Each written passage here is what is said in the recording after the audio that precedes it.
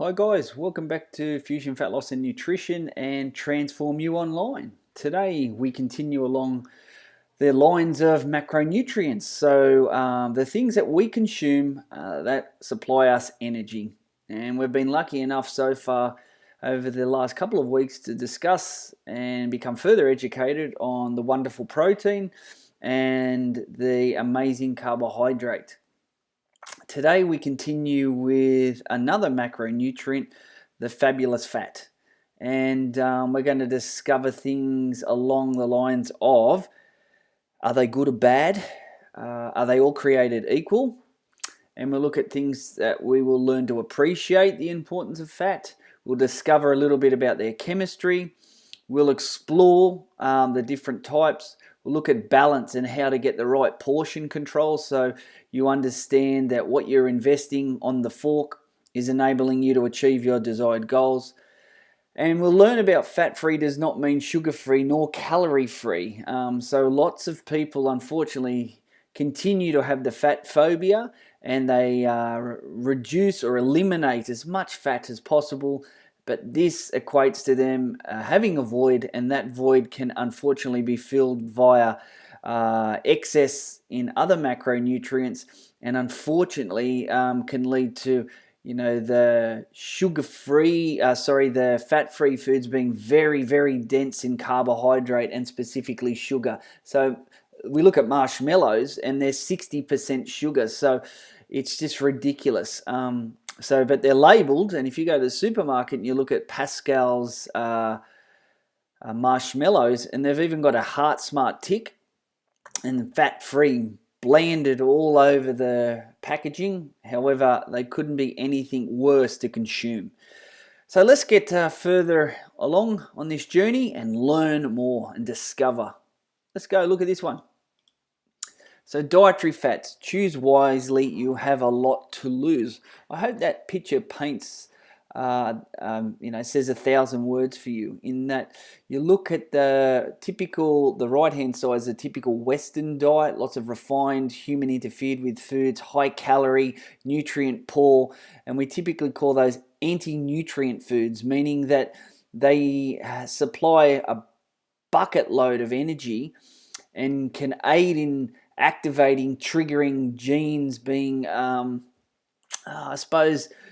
activated in regards to disease, so it can lead to things like morbidity.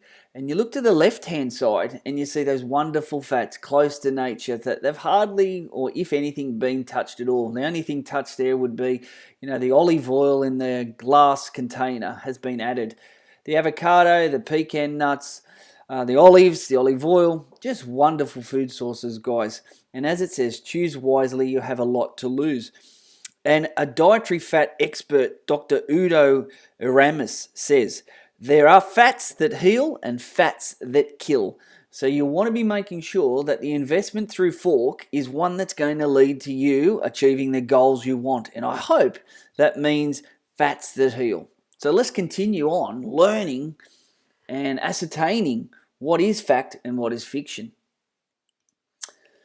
Let's get to some of the science stuff first, and this is the stuff I really love, but it's important or imperative that you have a bit of an understanding, and I'll try to keep it as simple as possible, guys. But fat that we store, so if you grab the muffin top, or you grab your thigh, or you grab your chest, and you can grab and hang on to something. So typically we just call it fat, don't we? Well, in that tissue that we're holding, there is hundreds of thousands of these things, and they're called triglyceride.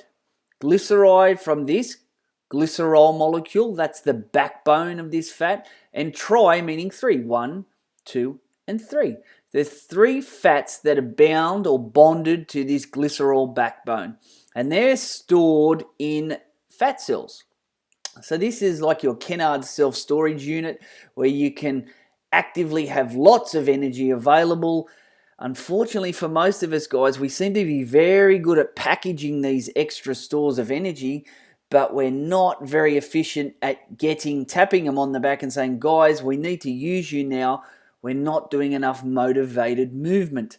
So we're not doing our weight training, we're not doing our cardiovascular work, we're not out there doing walks, and we're not out there riding our bikes, going for a swim, just being active. We sit a lot in nature now with our workplace, and we are very, very efficient at packing away fat in our fat cells. So ideally, what we need to be able to do is we need to split these individual things or break those bonds and spend these things, or what we call oxidize, burn them and convert them into energy stores.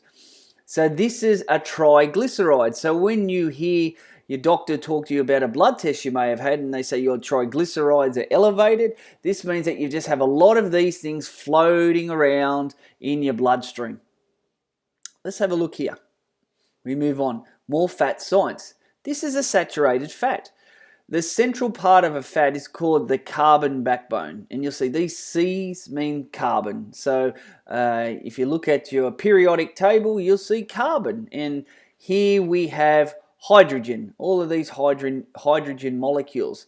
Now, it's imperative that this word saturated comes from there's no space available. Every little line means bond that's available, you can see is full. There's nothing that is spare. If where I've got the asterisk now, if we erased that H, well, then it wouldn't be a saturated fat because that would not be there. However, you can see that everything is full here. That means it's a saturated fat.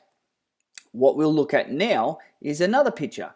What we'll see here is something called an unsaturated fat. This is one of our essential fatty acids, known to us as a polyunsaturated fat.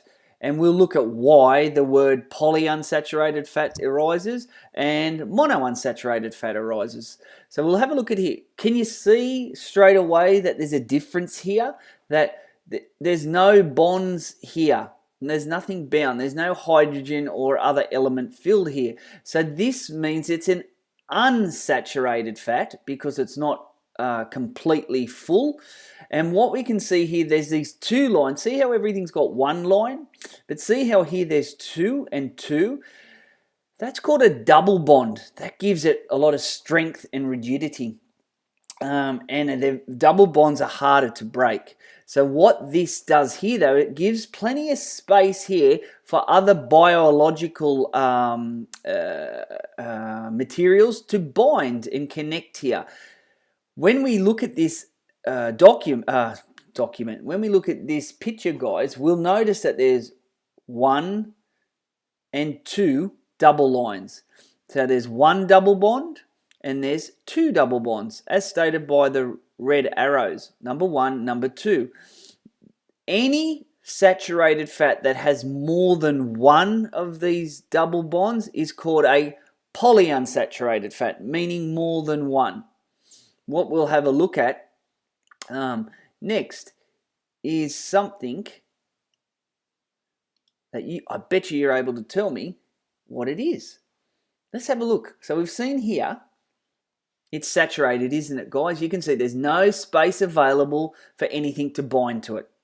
We come down here and we start to see, hang on, there's one of these things here and it states it's unsaturated because there's room to fill, isn't there? We could bind another hydrogen molecule there. And what we see here, though, is what's different to the one previous. Here we've got 1, here we've got 2. We go and look at this one again. Here we've got 1. So guys, this is called a monounsaturated fat. So something like avocado, in that it's only got one double bond. So what you can also see from this is there's a different shape. Oops, sorry guys, we'll go back to where we need to be. There's a different shape, isn't there? You can see the saturated fat is straight. As I said, there's nothing that can bind and adapt to it. So no hormone, no enzyme or anything like that. Here, we have a shape that we could bind something to, and it's more pliable. So this is wonderful for a human organism, such as you and I, in that it's bioavailable, and we could attach something there of great importance. So that now when you hear something like polyunsaturated fat, you know it means more than one double bond, carbon double bond. So a polyunsaturated fat, guys, would be things like high-fat fish, And here we look at, again, it could be avocado, it could be macadamia. It's monounsaturated 1. So there's a little bit of the science and technical stuff behind fats. And the next slide we'll see will give you all in one. Saturated fat, no double bonds. Monounsaturated fat, 1 double bond. Polyunsaturated fat, as stated there, greater than 1. So pretty simple in the long run. But wow, this difference in their chemical molecular structure means everything and can be the difference between a healing fat or quite possibly a deadly fat. More comparing fat materials. So let's look at some of the more information and give further examples.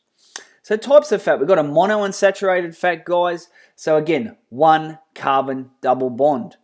Main sources or where they're found in our dietary intake: olives, olive oil, canola oil, peanut oil, cashews, almonds, peanuts, and most other nuts and avocados. A sensational food source. State at room temperature, liquid. Effects on cholesterol levels. Lowers lousy or low density lipoproteins. So the one that is perceived to be the most dangerous, especially the smaller, more compact LDLs. So it lowers the nasty and raises the high density lipoproteins, which we perceived to be the more beneficial and healthy variants of cholesterol. So let's give it a big tick. Polyunsaturated fats. So again, fish, we mentioned before, 1 or more carbon double bonds. Let's have a look at these. Corn, soybean, safflower, and cottonseed oils. Most importantly, without doubt, the best sources are the fish. The fish oils, the essential fatty acids.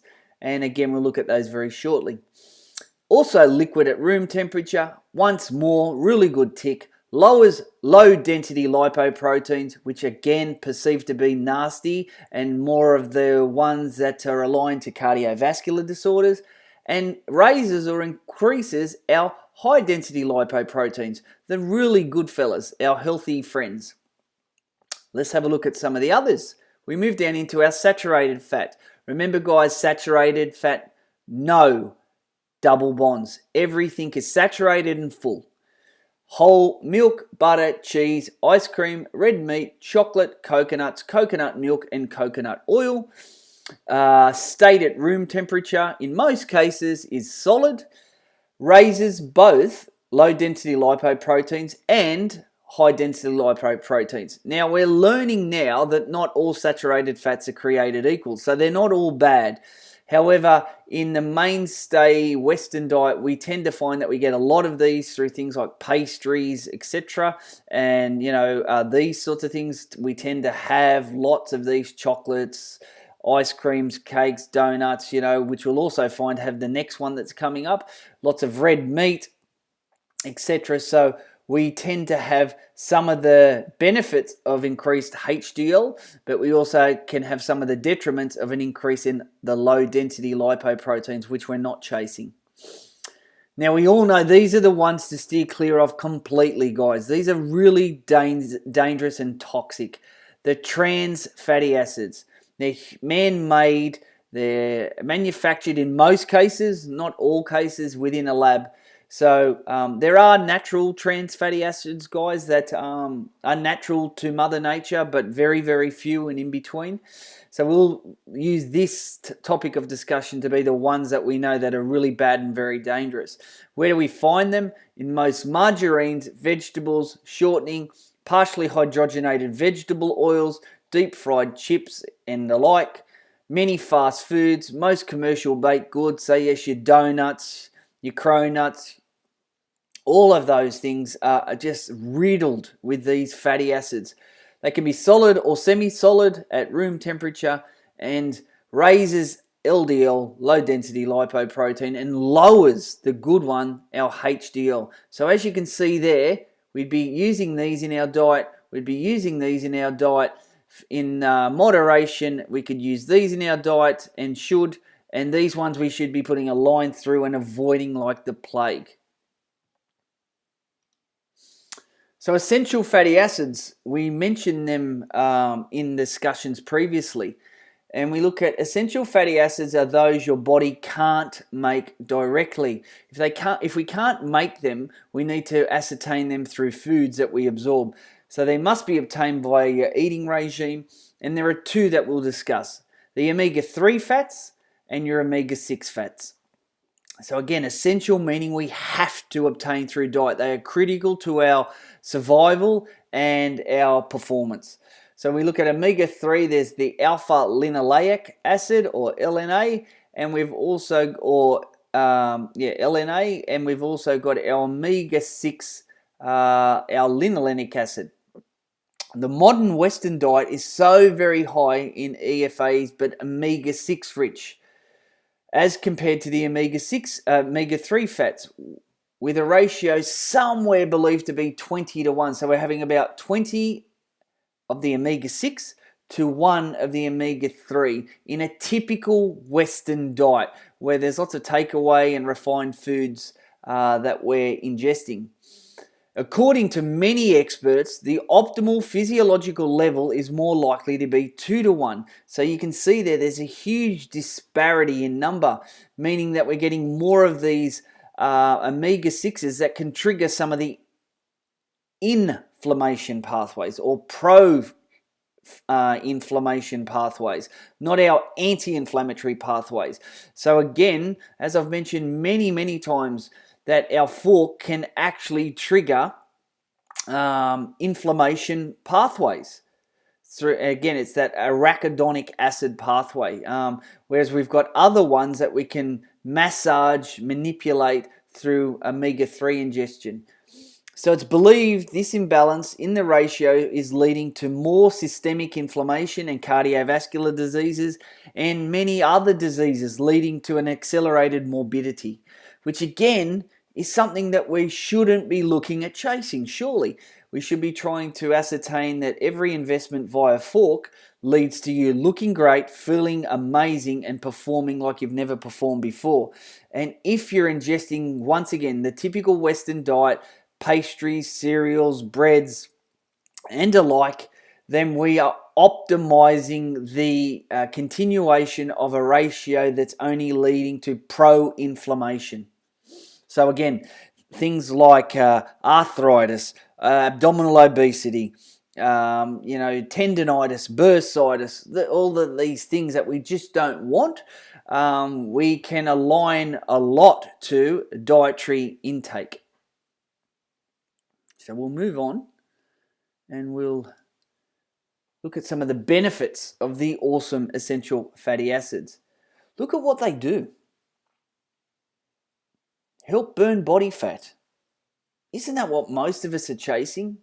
If we could ingest something regularly that assists in allowing our body to perform at its optimum and allow us to ideally remove the stored triglycerides we've got in our fat bank account, like we mentioned Kennards before, and learn to burn or incinerate or technically oxidize, wouldn't that be amazing?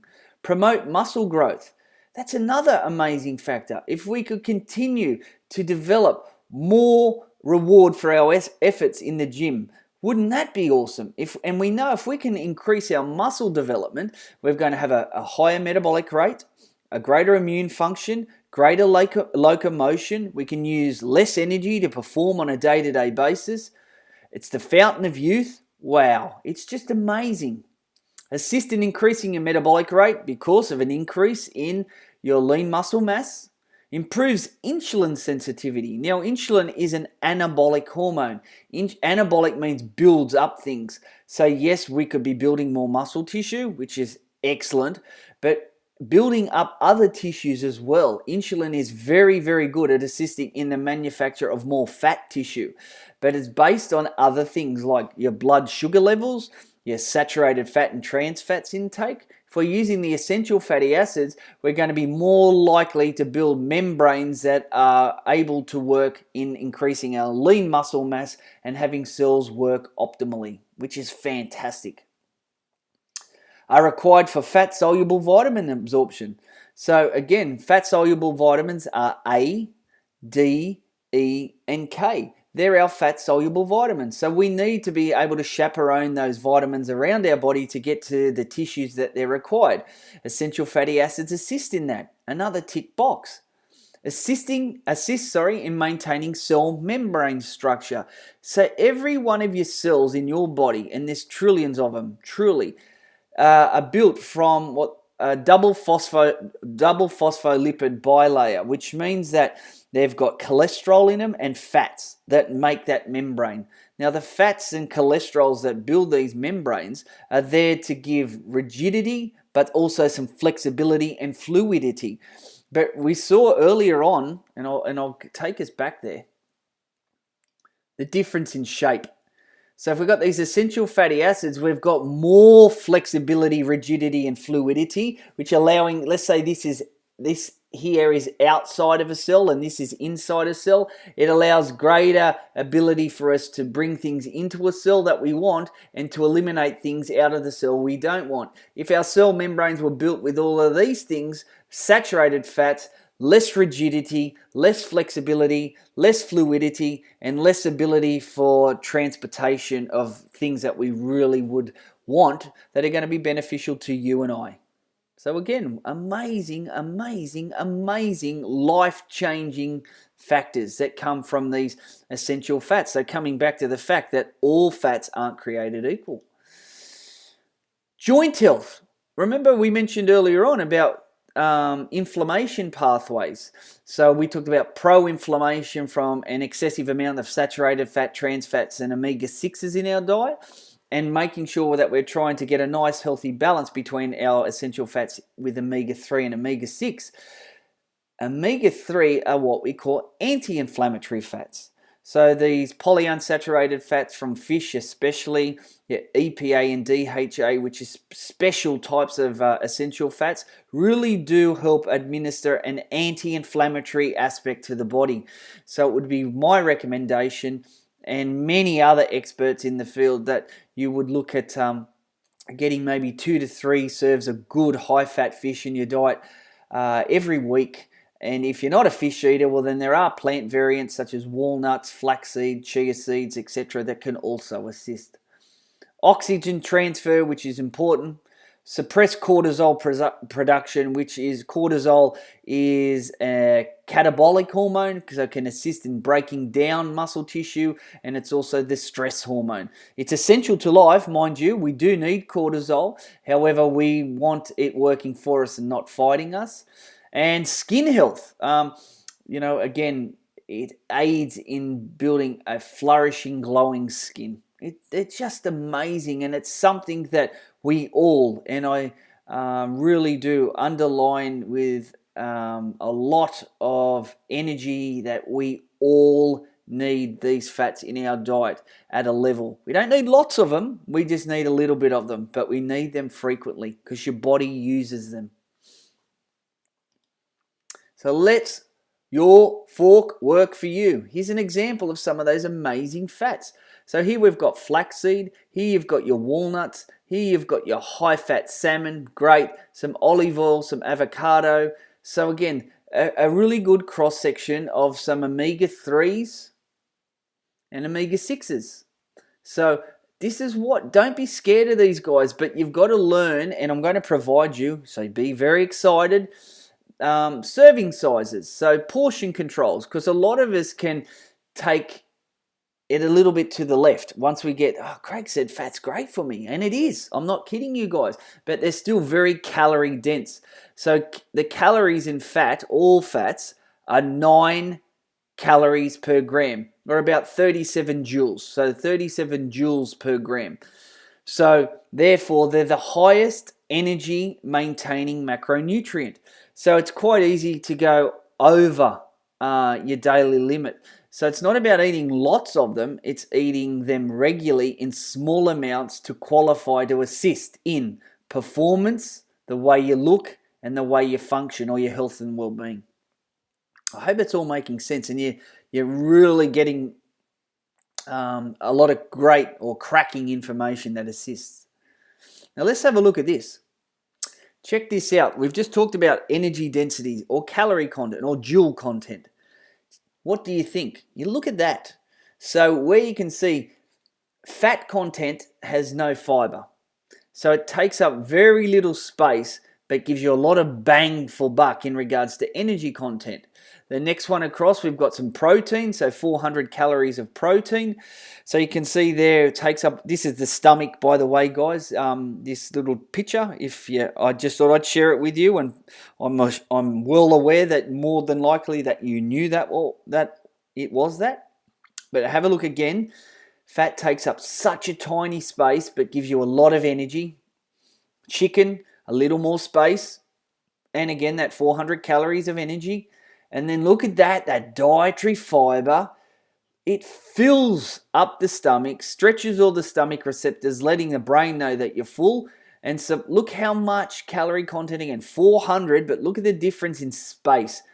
So just be very careful once again that it is very, very, very easy to say, well, look, I'm not eating any rubbish. I'm not eating any human interfered with foods, the refined carbohydrates, the high sugar diets.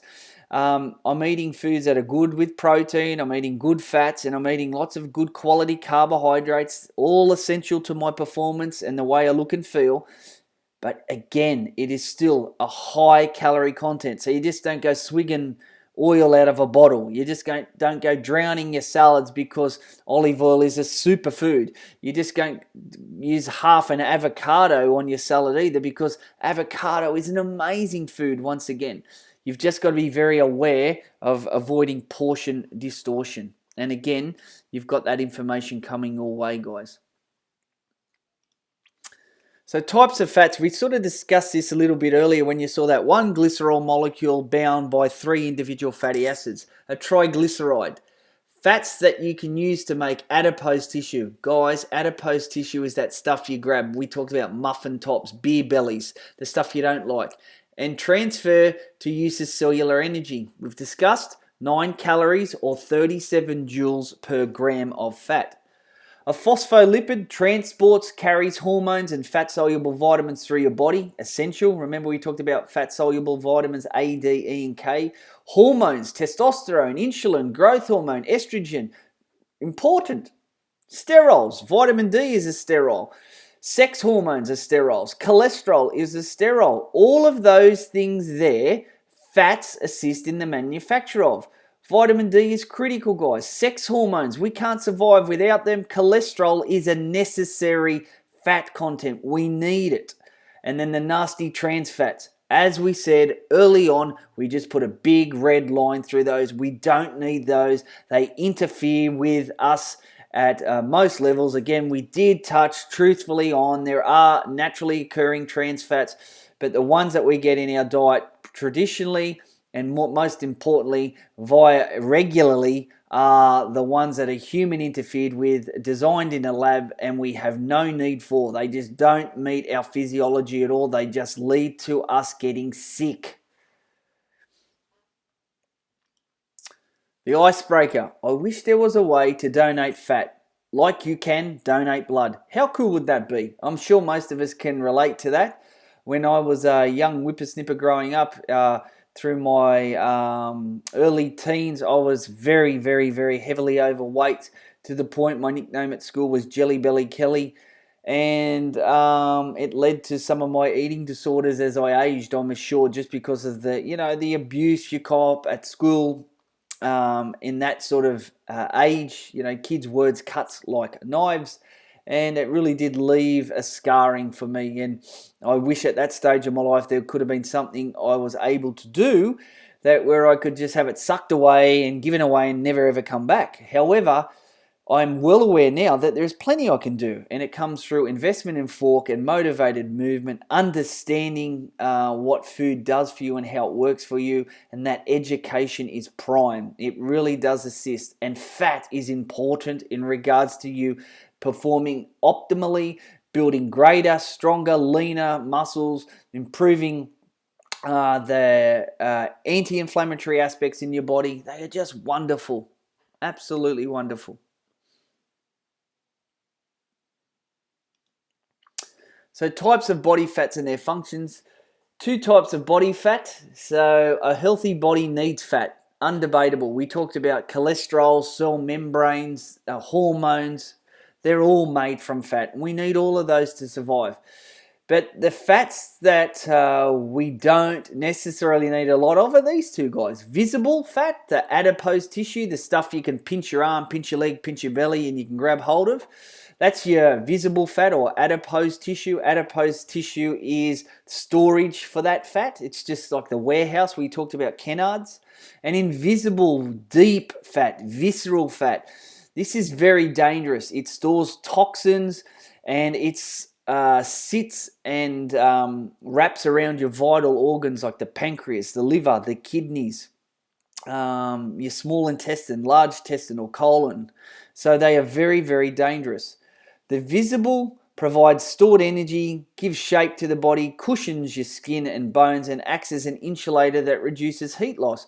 So we do need fat in our body, there's no doubt, but there are optimal levels of fat.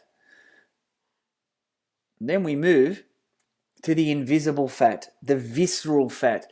This hidden fat is part of cell membranes, a component of myelin sheath that covers nerves. Now that is important fats.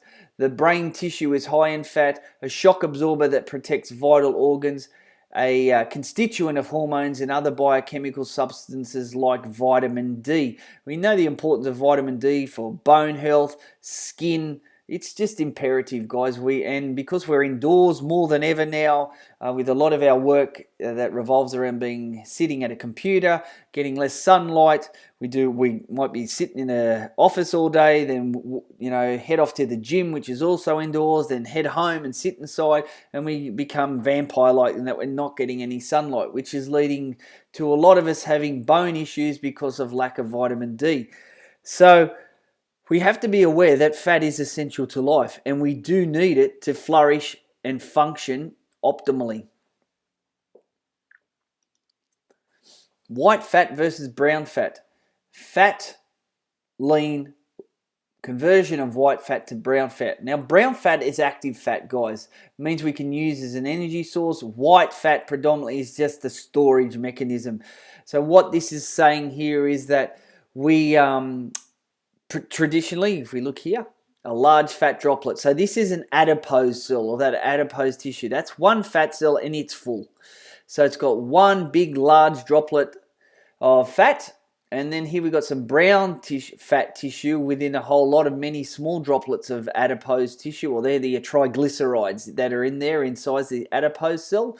So they generate heat and allow us to burn. White fat cells are just a storage mechanism. Now, you don't have a lot of control over this, guys. It's believed that a lot of this happens at childbirth and up to puberty, and then most of it's set. However, there are things that some people believe, known dietary brown fat cell accelerators, certain foods, predominantly antioxidants that you'll see down here, resveratrol, garlic, melatonin, curcumin, or turmeric, which is an amazing anti-inflammatory agent, capsicum, which is the active ingredient in chilies and red peppers, green tea, I'm sure we've all heard about ECGC, which is a specific antioxidant, seaweed, fish, hello, omega-3, flaxseed, hello, omega-3. I'm just putting it in there because you may hear sometimes in your studies or your gleaning of the information differences between white and brown fat. It's good to know, but it's also imperative to understand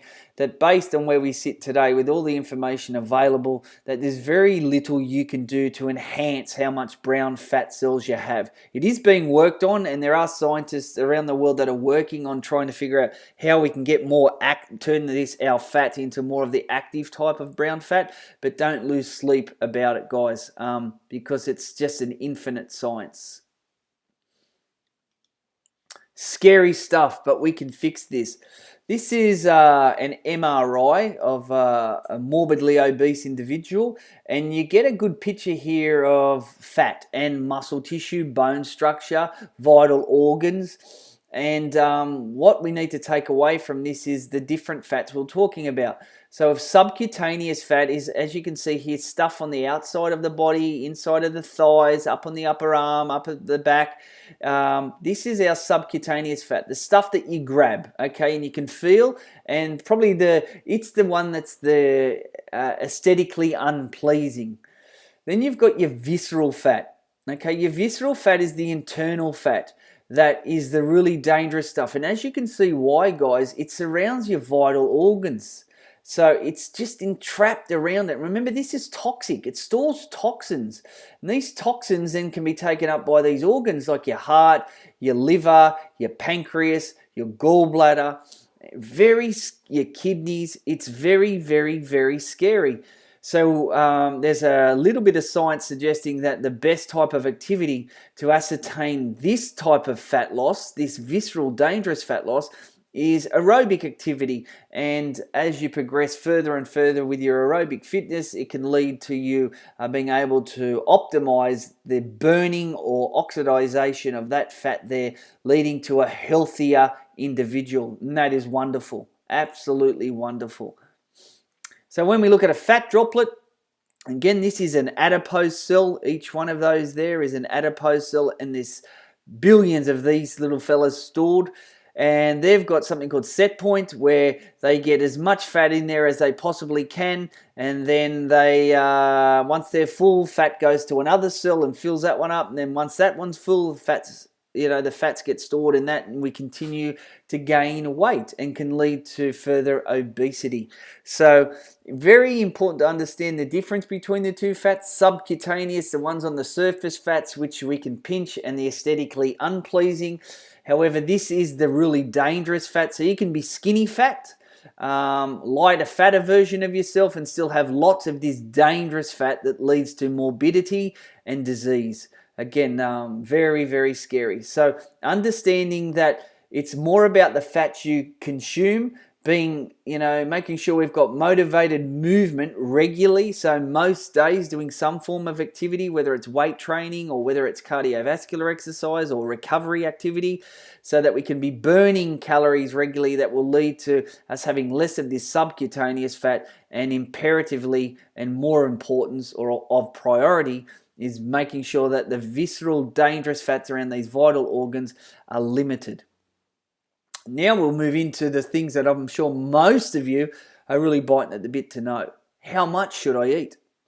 Well, for the lovely ladies, this is a recommendation. So if you have maybe 2 to 3 meals a day, maybe more, this is what you're looking at. It's a rough serving size, so it's a really good start point. So if you're having a nice garden salad and you want to crush some nuts up and sprinkle them through your salad for some essential fats, so there you got some almonds, so omega-6 rich almonds. They also contain omega-3. They've also got some saturated fat, but the mainstay is omega-6. So you can crush those up. It's a thumb serve, guys. So you're looking there, there's about 8 to 10 nuts in there. You sprinkle those over your food. Add some texture, add some crunch, add some essential fats, add some anti-inflammatory factors, add some of the dietary fiber. Wonderful. So, but that could also be there. It could be a thumbful of olive oil. It could be some coconut oil. It could be some macadamia nut oil. Could be a slither there. You could see of avocado. So you get a nice bit of avocado, cut it up into some chunks and stick that through your salad. You could cook a chicken breast and cut some avocado up on there and enjoy that. So you can see that there's some really wonderful fat content that you could be consuming, and it's about getting those good fats into your diet, so those good fats regularly. So almonds, avocado, macadamia nuts, your olive oil, your flaxseed oil, your chia seed oil, your coconut oil. Again, they all work around these for the ladies a serving size. So using roughly a teaspoon or two might be a serve in each of the meals you're consuming. Just be sure to get some diversity. Don't use the same ones all the time, because they are all created different. And those fats that we've just mentioned, your avocado oil, your olive oil, your avocado fruit, your macadamia nuts, your almonds, your fish. So whether the fish become mackerel, herring, sardine, salmon, trout, really good high-fat fish, you're going to ascertain some wonderful benefits by consuming these things regularly and limiting those, man-made trans fats. Even better still, as I've discussed, eliminating completely would even be greater choice for yourself. And then getting a little bit of that natural saturated fats in your diet that come through meat, so chicken and steak and lamb and pork. They've eggs. They've got saturated fats in them, but in general, guys, if they're not refined and not deep fried and not human interfered with, you're going to be pretty safe. For the gentleman, so it's 2 thumbs. So if we've got a breakfast, we've got a lunch, we've got a dinner. So an evening meal, a lunch meal, a morning meal, and a snack or two in between possibly. It depends from, again, it's not about how many meals you eat. It's about meal construction, and don't force yourself to eat. So again, you're getting roughly 2 serves of fat per meal. So it could be, 2 teaspoons, 2 dessert spoons of oil that you're dressing your salad with. It could be, again, a couple of slithers of avocado on a bit of steak. It could be a salmon fillet. You don't go adding more fat, guys, if you're eating salmon, though. If you're eating salmon or trout or sardines or mackerel or herring, they are foods that you get your protein and your fats from. So you don't need to be adding more fat. So if you've got a garden salad and you've got a salmon fillet, don't go and add coconut oil or avocado oil or flaxseed or anything to those, because they're naturally already got these wonderful essential fats in them. However, if you're eating salad, and let's say a barramundi fillet or a dory fillet or a perch fillet, which are a lot tuna, a lot leaner and have less fat in them, then a drizzle of, really good quality, organic, cold pressed olive oil would do a treat, would do wonders. You might want a little bit of coconut oil over it instead of your olive oil, just to add some amazing flavor. A bit of coconut oil in a wok with, a lot of your stir fry vegetables and some chicken or some lamb or some turkey or some veal. And away you go. You've got a really good meal there, guys. So just be aware, these are, again, starting points. Every individual's different, but it's good to have some form of test and measure, finding out how these servings and portions are working for you. And the next one I'm going to show you, the next slide, guys, will be the review, the overview for the lovely lass. So we're looking here, 1 serve of protein, palm size. Vegetables, a big fistful, so whether it's broccoli, cauliflower, it could be, a kale salad mix, it could be a cold, dry slaw mix. Put your hand in there, get a big handful full, throw that down on your plate. Add a serving of fats, so of your God fats, your good fats, get them working for you. Now this one here, where it's got the mixed berries, it's a clenched hand, and it's just the internal aspect of your palm, as you can see where the asterisk is sitting. That also goes for not just your fruits, but for your starches, so your rice, your pasta, your potato. That's a serving size, guys. So use that as a mainstay.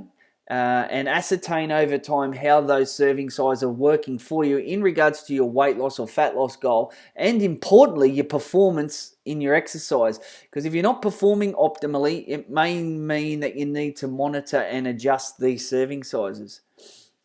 So with the gentleman, it would be, again, 1 to 1.5 times the size of those in each one of those nutrients, so that you would be getting on a serving size. This is again based on 3 solid meals a day, a morning meal, a midday meal, and an evening meal. That would be your serving sizes. As I said, it's really good to have a starting point to measure against. Over time, it may not be optimal and you need to make adjustments, but make sure you're not getting portion distortion and just using more than you need for your goals.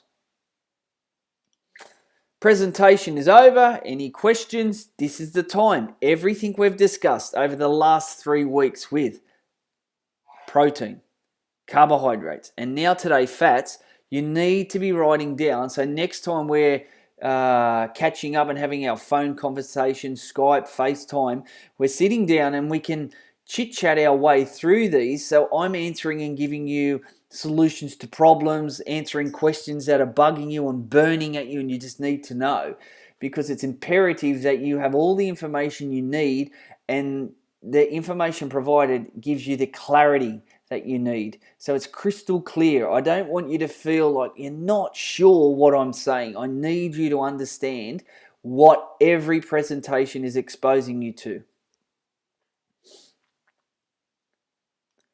Next, we got our homework. So again, I need, once again, a food diary, journal, photos. I need to be able to see what you're doing. Don't tell me what you're doing, show me what you're doing. Because what you're telling me could be, and the picture that I'm painting could be completely different to what you're doing. I need to be able to critique. If you want me to work with you, I need to see so I can provide advice, and more importantly, that advice is solution to your problem. Next week we start to look at exercise, the what, the when, and the how much. So what type of exercise is best, why, how much, how often. We learn all of that stuff, guys. So it's really exciting times once again. But please, from today, take action. Everything I'm asking of you, please start to implement. Taking photos, sending those photos through to me. One photo here and there is absolutely not going to assist at all. Okay, we need to be working together. Until next week, guys, have an absolutely cracking day, and continue your learning journey and building your best body that you'll learn to keep forever.